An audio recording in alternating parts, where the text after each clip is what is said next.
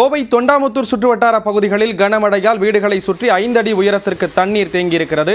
இதனால் மக்கள் வீடுகளை விட்டு வெளியேற முடியாத நிலையில் இருக்கிறார்கள். இது குறித்த கூடுதல் தகவல்களை நமது செய்தியாளர் சுரேஷ் வழங்க கேட்கலாம். சுரேஷ், விவரங்களை பதிவு செய்யலாம்.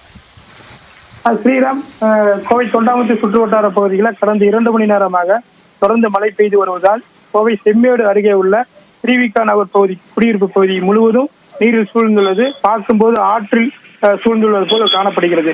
கடந்த 10 வருடங்களாக மழைக்காலங்களில் தவித்து வரும் திருவிக்கா நகர் மக்கள் ஒவ்வொரு மழைக்காலத்திலும் உறங்காமல் இருட்டிலே தவித்து வருகின்றனர். இது இல்லாமல் கழிவுநீர் மற்றும் மழைநீர் சூழ்ந்து வீட்டுக்குள்ளே வருவதால் பாம்பு, பள்ளி, பெருக்கான் போன்ற விஷ ஜந்துக்களால் எங்களுக்கு ஆபத்து ஏற்பட்டு வருகிறது என்று அப்பகுதி மக்கள் புகார் தெரிவித்துள்ளனர். கோவை தொண்டாமுத்தூர் சுற்று வட்டார பகுதிகளில் கடந்த 2 மணி நேரமாக தொடர்ந்து மழை பெய்து வருகிறது. இந்நிலையில் கோவை ஆலந்துறை அடுத்த செம்மேடு கிராம பகுதி அருகே உள்ள திருவிக்கா நகர் பகுதியில் மழைநீர் சூழ்ந்துள்ளதால் பொதுமக்கள் வெளியே வர முடியாமல் தவித்து வருகின்றனர். கடந்த 10 வருடங்களாக அவ்வப்போது மழை வரும் காலங்களில் எங்களால் வீட்டுக்குள்ளே இருக்க முடியவில்லை என்றும் மழைநீர் குடியிருப்பு பகுதிக்குள் வீட்டுக்குள் கழிவு நீருடன் சூழ்ந்து கொள்கிறது என்றும் உள்ளே வருவதால் மழைநீருக்குள் பாம்பு, பள்ளி, பெருக்கான் போன்ற ஜந்துக்களால் வீட்டுக்குள் வருகிறது. இதனால் குழந்தைகள் மற்றும் பெரியவர்களால் பாதிக்கப்படுகிறது, நோய் தொற்று ஏற்படுகிறது என்று பொதுமக்கள் புகார் தெரிவித்துள்ளனர்.